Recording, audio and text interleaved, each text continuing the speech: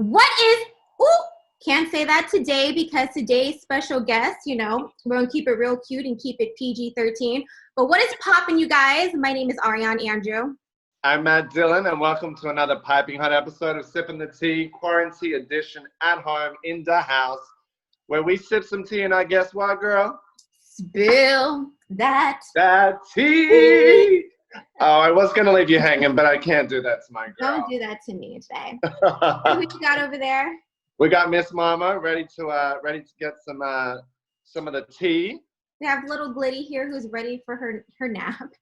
All right, guys. All right, Mama's about to exit. So, our guests need no introduction. Dana Chanel, Prince Donnell, entrepreneurs, power couple. They hold the secrets, and I want some of that secrets, honey. I want some of that secrets for success, personal, business, the whole caboose.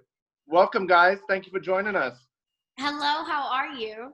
We are doing well. There. Yes. Literally right before we got on, I was like, Dawn, do you think it's inappropriate to do this interview in my robe? I was like, I don't feel like taking it off, and it's cold outside. We're like right now in this middle part of like, it's too warm to like turn back on the heat when it's a little chilly. But it's like, it's still chilly. So I'm like, and he was like, I don't know. I was like, it's quarantine, right? Like we should be fine. That's it, honey. We're shooting it over the quarantine. Yes. You got to be comfortable. And speaking of quarantine, comfortable, how are you guys surviving? Have you guys taken on like any new hobbies? Like what have been some positive takeaways so far with quarantine? I mean, to be completely honest with you, quarantine has been excellent for all of us, mentally, spiritually, and financially. To be honest with you, I think it's something that me and my wife talked about, how, sometimes we feel bad for doing well in the midst of people that are suffering financial crisis.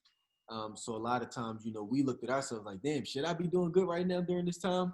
But I think it's because we positioned ourselves from a business standpoint to be doing well during any time, right?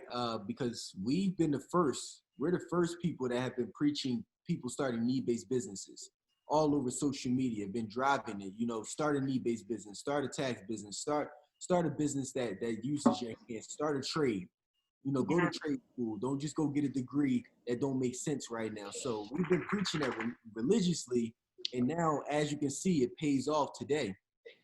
So, I mean, we're doing well. But more importantly, honestly, I'm glad we're doing well because I'd rather money be in the right hands than the wrong hands. Oh, 1,000%. yes. Yeah. Because people like to argue back and forth that money is not, money, everything's not about money. But to be honest, if us as good people were the ones who had the money, now during this time, during the pandemic, we're now able to donate back thousands of dollars back to those same people because I have control of the money. Yeah. Right? So I control how it's being distributed. So I'm just glad that like things are going well for us. We started need-based businesses and we have the ability to give back to our community during this time of need. I appreciate that. I think that's, nothing's overnight. So where we find ourselves right now has been years in the making. Speaking of years in the making, I want to take it way back before all these conceptual ideas. And how did you guys meet? Because you're kind of the perfect pair. Did you both come to the table like this, or were you thriving and vibing off each other's, entrepreneurial sides? We actually met our freshman year in college, but we both dropped out, so we didn't talk for each other for years. He says we were friends, but I think I was like, I used to smoke a lot back then. So I kind of like, he says we were friends, but I kind of don't remember being She's friends. like, that's past. Don't remember. Okay. Like I remember meeting him one day, and I remember like, I remember the exact moment. Like I walked by, I was going to another hall across the street, and I looked at him and I was like, hi, he tried to give me his cute little, his cute eyes, like, hey. And I'm like, okay. And I feel like we talked once, but I don't remember us being like friends or anything. We definitely were friends then. Anyway, we were obviously different people. I feel that even when you're looking for a spouse, or even when you're looking for your footing and your purpose or your entrepreneurial endeavor, I feel like you become. It's not something that you already are. And so for us, we both have become who we are. I jumped into entrepreneurship a little bit earlier than he did, and that's how we kind of reconnected on social media, because I was building a business and getting well known in marketing and advertising, and then he slid in the DMs. As one does. What's actually so funny about it, I didn't see it for months. So I'm cleaning out my DMs one day, and I'm like, oh my gosh, is that kid Don from college? And then ever since we like texted, ever since then, I don't think, we've been together probably ever since our first date, we've been together. Yeah. You need to frame that DM, put that up on the wall. Right? I don't even think we can you find it? It doesn't go that bad. I started a new Instagram account, so we there we go. Well, it's forever in your mind. Right? Well, guys, so like for entrepreneurs out there who feel like, you know, after this whole quarantine, like their business may be failing or they're not sure what to do, what advice, you know, would you give to them? Because, you know, right now where you guys are having a business that's thriving and going well, a lot of people are like, what's going to happen after this is all said and done? So like, what advice would you give to some entrepreneurs out there? Absolutely. I'll give advice to the everyday person, then I'll give advice to the entrepreneur, because I think it's two sets. Yeah. Advice that I would give to the everyday person is please pay attention to the trend, and please focus in on learning how to use your hands during these times, learning how to use your mind to be able to generate revenue. Or more important, if you're an everyday person that does not want to be an entrepreneur, please learn something that is going to benefit today's marketplace. What do I mean by that? I was actually just doing some research this morning. We read a lot of articles on different financial blogs and of such, and they're throwing so much money right now behind this technology that's pretty much going to put customer service reps out of business. Yeah. You know, customer service reps, they're going to get laid off sooner or later in the next few years. More importantly, I used to work at the bank, and one of the technologies that they were working on at the time was having a virtual teller. You know, somebody that now I don't got to go to the teller anymore. The ATM machine is going to do everything for me. It's going to understand the nuances of my language. It's going to know the different places that I'm going to click on, give me everything I need, and I can leave. So tellers are going to get laid off sooner or later. That's where the times are going. So more importantly, for everybody that's listening, if you're a younger adult or somebody that still has the ability to educate yourself, I would tell everybody, hey, you better figure out how to get a degree in some level of level of education in cybersecurity or anything with technology. Yeah. On that lane, because you have to be of service to the marketplace. If you're not, then you're disposable to corporate America. These big companies who are like, hey, you cost like, let's just talk about the realities of it. When a big corporation has employees, they not only have to pay taxes, but they also got to take care of your health care. They also got to take care of your benefits, and they got to take care of your retirement accounts. It would be so hassle-free by them just letting you go and dealing with a computer where they only need to deal with the maintenance and just a tech person that can handle it. So don't end up being that individual who they got to call up to the room one day and say, hey, here's your severance package, it's time to go. And more importantly, now that a lot of corporations have seen what can happen by running their companies from home, I can only imagine the ideas that they have now. So let's just take that into account. If you're an everyday person, please learn some level of skill that you can become good to the marketplace. Now, for entrepreneurs, it's interesting because, again, we were doing a lot of reading, and we just found out recently that Hertz is about to go through bankruptcy. Y'all know Hertz is the biggest car rental company in the country outside of enterprise. They're going through bankruptcy. Here's what I have for entrepreneurs. Please innovate before it's too late. Hertz learned that it was too late to innovate. Why? Because first and foremost, I don't know when the last time any of us actually rented a car. I don't remember last time renting a vehicle. Uber, yeah. Made it too easy. And then Turo came around, which is, I don't know if y'all heard of Turo before, but it's that company where I can pretty much find any luxury car that I want by downloading their app, and then the everyday person can rent you their vehicle. I've heard of that. Have any sort of luxury car for cheap. I don't even remember last time anybody wants to wait in line for 30 minutes to buy a Hertz vehicle. Nope. It's not luxury. So at the end of the day, they going through bankruptcy now because they failed to innovate their business. So for entrepreneurs, please take technology very serious. If you don't have an app for your business where you're on people's phones, then you're not innovating correctly. If you have not moved over to figuring out how social media works so that you can start building your brand, you're not innovating correctly. It's not about what you always knew, because every company that goes out of style always said, well, this is how it's always been done. Yeah. And then now they looking and they got to lay everybody off. So don't be that person. Me, when it comes to entrepreneurship, I'm always about innovating with the times, and whatever they're giving me at the moment, that's the way that I got to go. Because every successful business has great leadership. Ooh, thank you for spilling that tea right there. How much time do you, because I definitely agree with everything you've just said. And it's like, when you hear that, both Ariane and I are very like in the world, we run our own businesses, we're in that mindset. How much time do you spend like on the research and development of yourselves as humans and yourselves as entrepreneurs to be able to, you know, have that scope of information? Because it's like, you were just talking that, and I was like, well, yeah, you guys for sure, like, wake up, breathe it, live it. It's part of your psyche already. But, you know, what's your advice to get somebody kicked off on that pathway? I think it's one of our favorite quotes that we tell our entire team is, how you do anything is how you do everything. And for us, yes, I just got to say yes. Continue, but yes. You can't have an extraordinary business and be so thirsty for knowledge, and you don't do that with your life. And so I think for us, it's not a conscious decision that says, I'm going to innovate today, or I'm going to work on process and procedure today. Because you're doing it in real life, you have no option to, because if you don't, your livelihood is dependent on it. And don't even get me started if you're responsible for other people.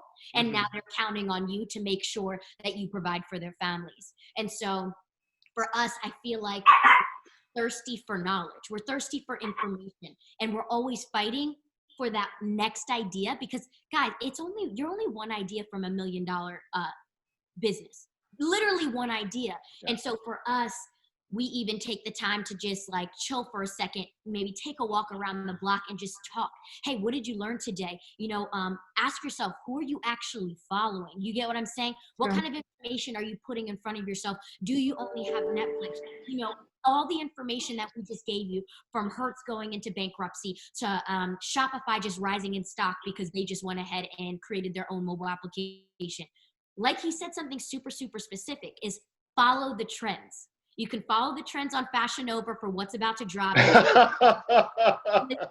for real. You can follow on Shade Room or what's happening or who's dropping their album. You can be so hype and excited when Drake just dropped his mixtape. But my question is, are you actually learning tangible information? And then that second part that even matters all to begin with is, are you actually applying it to make whatever you're doing profitable? Because there is indeed going to be a time, and it's just I don't even think it's an opinion anymore. I don't want to sound like mean or condescending, but to be quite honest, you don't really have an option not saying everybody's called to be an entrepreneur, because to me, entrepreneurship and leadership are synonymous. But if you don't have a side hustle or a trade that you're capable of making money when maybe your job or your 9-to-5 no longer cares, you're putting yourself in a very dangerous situation. And like Don said, I feel like we almost had like a little bit of guilt in the beginning when COVID happened, because, you know, we had the president of the United States of America sitting on a podium saying, hey, you guys have to do your 2018 and 2019 taxes.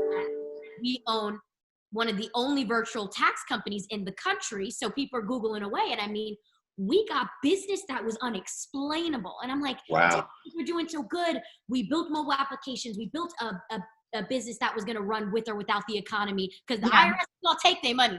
So excited. And it's like, oh my gosh, we're doing so good. But like Don said, is like, we're trying to share this information. And that's the biggest part about it. It's what good is we talking about generational wealth and being financially successful if we're not sharing information? I mean, but that's what you guys are doing. I mean, not only are you guys striving, you know, with business, but you're striving in your personal life. And you guys, I mean, it's no reason to feel guilty because you guys are sharing that knowledge. And like with that being said, I mean, being successful, you know, Black business owners, do you feel that there's sometimes like this pressure to like have like this persona to be like, you know, what is it I'm trying to say? Like just to have like this persona, like everything is 1000%. Do you feel like you carry like, I guess, what's the word? That it's hard to carry that with being, you know, strong Black owners? Maybe for someone who's trying to act a persona, but I'm built for this. Like, I'm gonna be honest. She's chilling in a row, baby. She good. she good. I live for that. I live for that. I was like, you are 100%. 100. I'm gonna be quite honest. There's just some people, and that's why I said something about entrepreneurship. And I, oh my gosh, I want to be so candid about this. If you're not an entrepreneur, it's okay. Entrepreneurs are not better than you. Like, that's not what we're trying to tell you. It's find something. If you're not an entrepreneur, find someone worth leading that actually appreciates your gifts and your talents, and you be the best damn assistant, the best damn manager you possibly can be to actually help somebody fulfill somebody's vision. You know what I mean? Totally. You're not always Michael Jordan. There's Scottie Pippins. Like, you get what I'm saying? And so it's just, for me, we're built for this. And like you said, I could only assume it would be so exhausting to try to put on this act. But I think what's funny is, even with entrepreneurship, we can filter out the funk. Like, we can tell when someone's either not doing what they say they're doing, or like that. It's just because there's certain things that they say and they talk about that. One, the way that they love and care about other people is completely changed. Like I said, when you're now responsible for other people's livelihood, and you know how important it is for a team in order to make any business work. And so one, leadership is a telltale sign. I can see by literally, it's a sore thumb. You can see it. And then two, by just what they talk about when it comes to money and how they understand money moves. And so we're built for this, and I'm so blessed and so honored that I have, especially my spouse, we have like friendly competition of who can think of the next great idea. How can we help each other? Can I give you the alley-oop? You know, it's just, we love what we do. And to be honest, this is a game. Like, this is the best game in life I've ever played with making money and like actually creating other stars by just giving them the resources necessary that they would have never received. This is fun. But here's the thing too. Everybody has the ability to play in the game. That's good. I think so many people try to like demonize capitalism, but it's not anything you can change. Yeah. At the end of the day, it's either you're going to play in the game or you're not. Everybody has the opportunity to do it. I think people make excuses just because they're fearful of losing. Right? Yep. So personally, it's like we all have to learn how money moves. Yeah. And it's not that hard to figure out if you just pick up the book and read. Or your phone. Use your phone and went to YouTube. It's like, even if you don't want to be Facts. right now. Right? Yeah. This is the beautiful part about this country.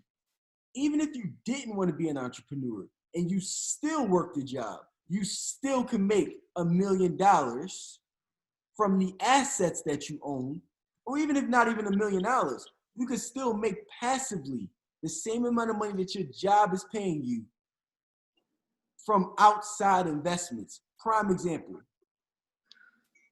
If anybody understood how money moved, then instead of you paying a certain amount of money in rent each and every month, you could have figured out a way to be able to save up enough money, or if not saving up enough money, building your credit to a certain point to where now you can leverage that good credit that you have, because you don't get good credit just to hold on to it. Credit is not a prize.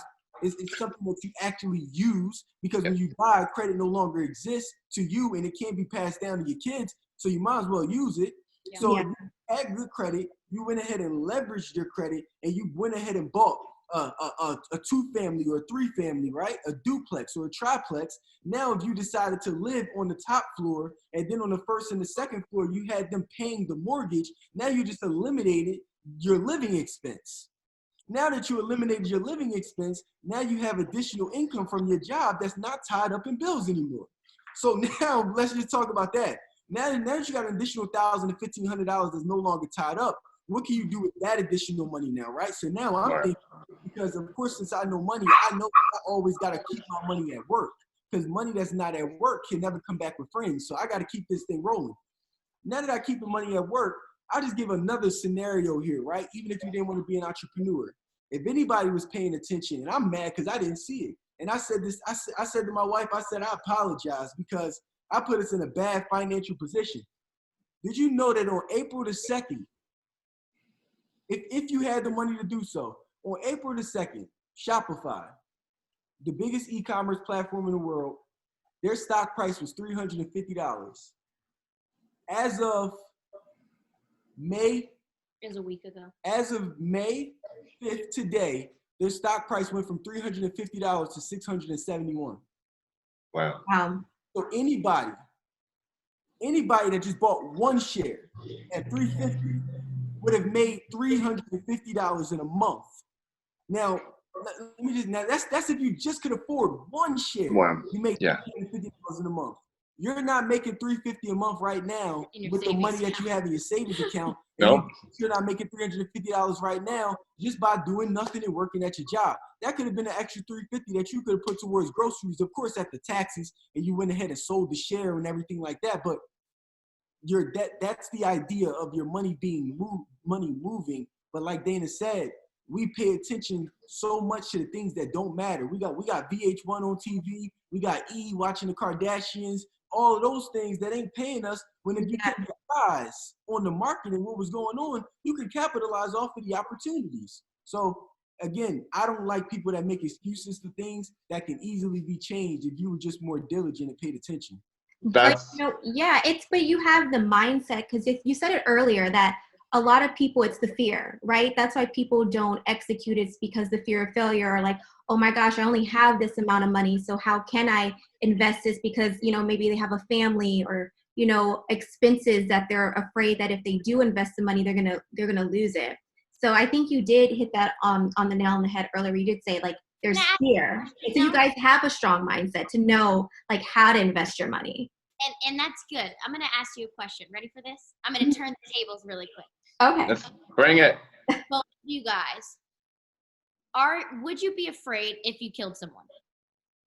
1,000%. If I killed somebody, yeah, for sure. My ass is. I mean, wait. Is it in self-defense, child? What would you be afraid of the time that you would do in jail? Oh, yeah, maybe. Absolutely. Now, the next question is, but if you were fighting for your life and living and protecting yourself out of survival, would you be scared? There's going to be a certain level of confidence you have within yourself that you say, hold on, I was fighting for my life. Yeah. And it changes the equation a little bit, for sure. And so what I just encourage is time and time again, and this is not even a black thing anymore. It's a black thing, a white thing, an American thing. Everybody thing, the world. Certain amount of time that you're going to continue to go into survival mode when you can't put food on the table. There's only a certain amount of time when you can't pay your bills that you're going to go into survival mode. There are certain things I've done going into survival mode. So it's not about a mindset. Are you finally going to take action for not wanting to feel that way anymore? Because what happens is we watched our family, one, make excuses, and two, be comfortable living in survival when you have to say to yourself, I don't want to live like this anymore. I don't desire to rob Peter to pay Paul just to make sure my rent is paid. I don't desire to do that. And so my thing is a lot of people forget fear, because survival trumps fear.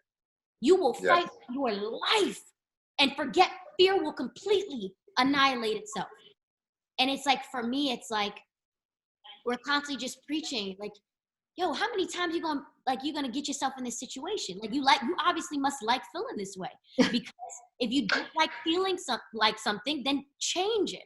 And so my thing is now, especially, and I would say maybe, 30, 40 years ago, it was a lot harder to grasp and take hold of information that was out there, but it kind of didn't cross economic lines. Do you get what I'm saying? As if, the rich know what the rich know, and people who live in poverty kind of just don't know. But there's this thing right here where every single industry has a No excuses. have a community, have people. Like, there's literally a course on everything in the freaking world. Right now, I'm taking a Harvard political science course on the internet just because I'm so curious and don't want to be a victim of what my city council members are doing and what my Senate is doing. I don't like feeling that way. And so I feel like a lot of people just have to, hold on, Dana. You don't like feeling this way, right? You don't like that little feeling in your stomach of fear, or you don't like that feeling in your stomach when, someone takes advantage of you or disrespects you. Okay, Dana, what are you going to do about it, though? And I feel like a lot of people need to get to that place in life or in business, because how you do business is a reflection of how you do life with other people. It's just super intentional. I feel like that's a good way to segue into some rapid fire, because I completely agree with you. Completely agree with you. Speaking of, you got to do the Yale course of happiness. It's phenomenal. Have you done that course? No, I haven't. Sign up for it. It's good for the mental. It's good for that mental thing. I love it. You want to kick into some rapids?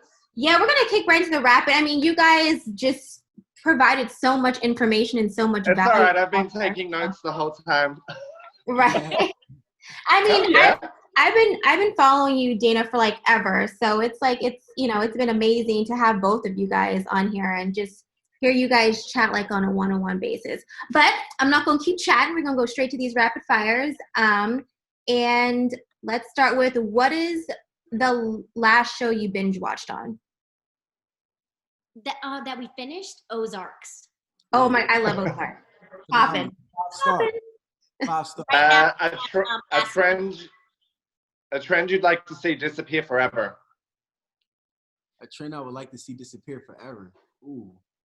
He's the worst to play rapid fire with. He has to like think so deep about it. This is for you, Dana. Then switch it over. I'm thinking. You know what I'm saying? So rapid ain't. It's not rapid ain't his thing. I gotta be like, hold on, let me think about this. Okay, we'll come back to you, Dana. The little glasses, I think they're so ugly. The little tiny glasses, oh my gosh, those are so ugly. Okay. Biggest weakness. Go ahead, Don. That's a hard rapid, babe. This was easy, so I was trying to give it to you, Don. Go ahead. Weakness. I don't have a weakness. Oh. Boom. That's the rapid. Done. And then what makes you laugh no matter what? Don. Yeah. Getting on my nerves legit, and he'll make me laugh. Like, we were arguing with each other the other day just because of something that happened with JJT in our merchant account. Once again, business, right? And he had to send out, literally, the team had to send out 300 emails manually. And so he was all angry, frustrated. I wasn't. I know. Men take stress so differently. First of all, listen to what Kanye said. I'm just focused. No. Men take stress so differently. So he's over there stressed with a sad face. And I'm like, yo, you made the most money you've ever made in a day. Lighten up a little bit. He was like, I'm not mad. I'm just focused. And I was like, Thanks. And then an R&B song came on. And I was like, you know the song, come and talk to me. I really want to be. I was like, I'm helping you send emails. You really want to do. And he was just so irked. It was so funny. I wasn't. I was just focused. That's so cute. I love it. Well, guys, thank you so much for joining us. And for everyone who's living under the rock, can you please plug your socials, where people can find your business and the whole nine? Yeah, so definitely Instagram does not pay us, so we don't promote those. So you can always download one of our apps, from the Sprinkle of Jesus app to the Curl Bible app, Alakazam apps, Jumping Jack Tax. If there's anything that we can actually do, please. We love meeting people, but we don't get up and talk for no reason. We get up and talk to make sure that we can provide people with resources, but there's no use in us sounding good and looking good and sitting here in my robe if you're not going to actually use us. So if you need one of our services, or if you need help building your own, we got you. All right. I love that. Where can people follow you at, Matt? You can follow me at MattDillon1983. And you guys can follow me across the board at Ariane Andrew. And until next time, we will catch you guys on a special edition of Sippin' the Tea Quarantine Style. Thank you guys for joining. Cheers.